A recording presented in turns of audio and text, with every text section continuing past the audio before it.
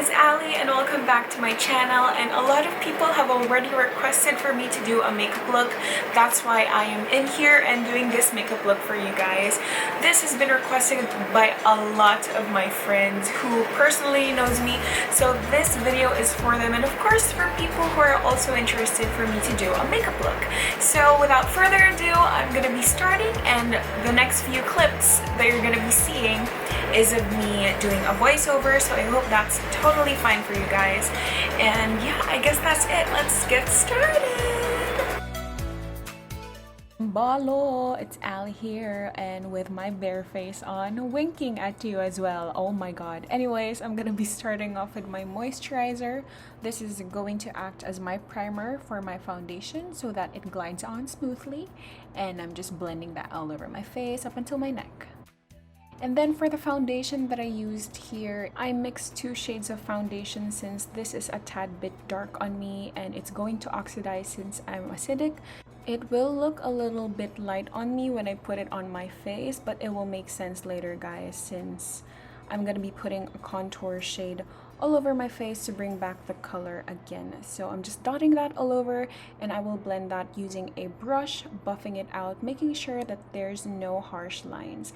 And I will realize here that I needed another second coat of foundation since I felt like I needed more coverage, so blending that in again. Now I look really pale here, so I'm gonna bring the color back to my face using this contour shade from LA Girl. All of the products that I'm using is going to be in the description box, so be sure to check that out if you guys are curious. But I'm just putting this all over my face where I want more structure, more dimension, so that's gonna be the hollow of my cheekbones, my forehead, my nose, and of course, to avoid the double chin, the jawline. And I'm just gonna blend that with a stippling brush. As you can see here, my face looks more alive now, and I'm just blending that nose contour. To highlight some parts of my face, I'm gonna be putting on a concealer. So here, I'm just trying to make the contour more sharp. That's why I put it under where I put the contour a while ago. And for the highlighting part, I'm putting that under my eyes, my forehead, my nose, and my chin, and blending that with the same brush that I used for my foundation. To set everything, I'm going to be using this powder so that the rest of the products that I'm going to put on my face will go on smooth. I am using this big fluffy brush and just dabbing all over the face. For the brows, I usually just outline the upper and lower parts of my brows and then fill those in, making sure that the inner part of my brows are left untouched, just more on gradient. So I didn't film the second brow already since it's gonna take time, but now we're gonna be putting on Eyelid Primer. This helps the eyeshadow stay on longer, and if you have oily lids, this really helps a lot, so I do recommend it, you guys. Now that that's blended, I'm gonna be putting on an eyeshadow base to help set that lid primer.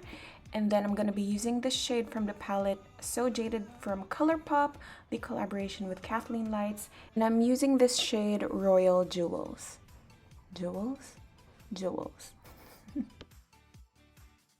Then I'm going with my transition shade. I'm using this coral-like color named You're a Gem. And I'm going to put that all over my crease to help the eye look to be more put together with the rest of the eyeshadows that we are putting on later. As you can see here, I am doing a wind wiping motion when I blend the eyeshadow. We're gonna have a slow-mo here, there you go. So as you can see, I am barely touching my eyelid, as this helps the eyeshadow diffuse better with the rest of the look later. So I'm just doing the exact same thing that we did on the other eye to this eye, and just building that color up as well. Once I'm satisfied with the transition shade, I'm gonna go ahead and put on a dark orange on the outer V of my eyes.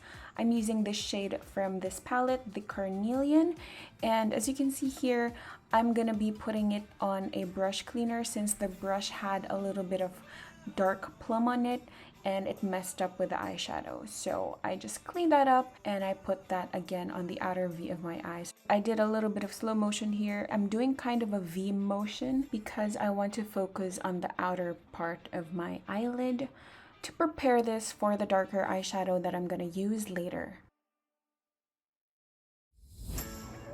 Blend, blend, blend. That's the key to a good eyeshadow look, I think. Just a good blending brush and a good blending of eyeshadows. So now I'm gonna proceed with a darker plum. This is the shade Garnet, and that's where I'm putting it on the very, very outer part of my eyelid and just focusing it on there. As you can see here, I will go above my crease since I have hooded eyes. I would suggest that for people who, when they look straight into the camera or the mirror, you won't be able to see the rest of the eyeshadow you did. This helps a lot show the art that you did on your eyes. So with blending this, I'm gonna use a very packed brush and focusing on blending that on just the very outer part, just how I did it with the dark orange a while ago, but merely being more careful with this since it's a darker shade. So I'm just being really careful, making sure there's no harsh lines, and I'm also going to build that color up as well.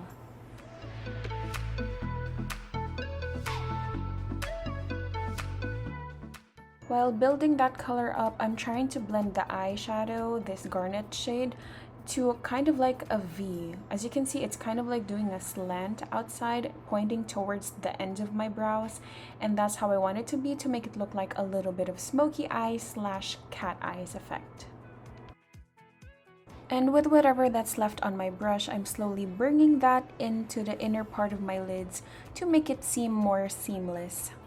This will help the eyeshadow that I'm going to put on the rest of my lids blend more smoothly with the darker eyeshadow.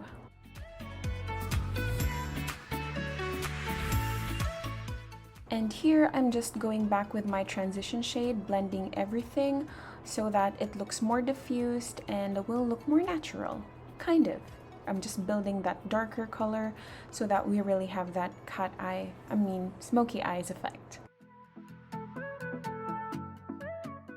And for the last eyeshadow that we're going to be using, this is the shade Ruby, and I'm going to put that all over the lid. I am using my fingers since it helps build the pigment better than using an eyeshadow brush. And again, I will blend everything in so we don't have any harsh lines from the inner to the outer. In 3, 2, 1, yes, I now have my eyeliner and lashes on. I did it offline since I didn't want to take up too much time. I used the Poly Lashes, which has an adhesive eyeliner and lashes combined. They're amazing and it helps me put on the eyelashes better. Now I'm gonna use the shade Garnet again to put on my lower lashes to help make the look more sophisticated. We are finally done with the eyes, you guys, and now we're gonna proceed with putting on contour and also blush on my face. So I'm just going over where I put the contour cream a while ago and setting that with this contour powder. After that, I will be using my blush. I'm using the Milani one. This has a little bit of shimmer on it, so I am not putting on any highlighter. Since I have chubby cheeks, I don't put it on the apple of my cheeks. I usually follow where I put on my contour and put it above it, the blush. And then I just blend it kind of upwards. And I'm just putting on a little bit on my nose, on my forehead, just to make it look more natural, very rosy, kind of. And last, but definitely not the least, the lips, of course. And to set all of your hard work, be sure to use a setting spray. Once that is set, you can now do your poses in 3, 2, 1.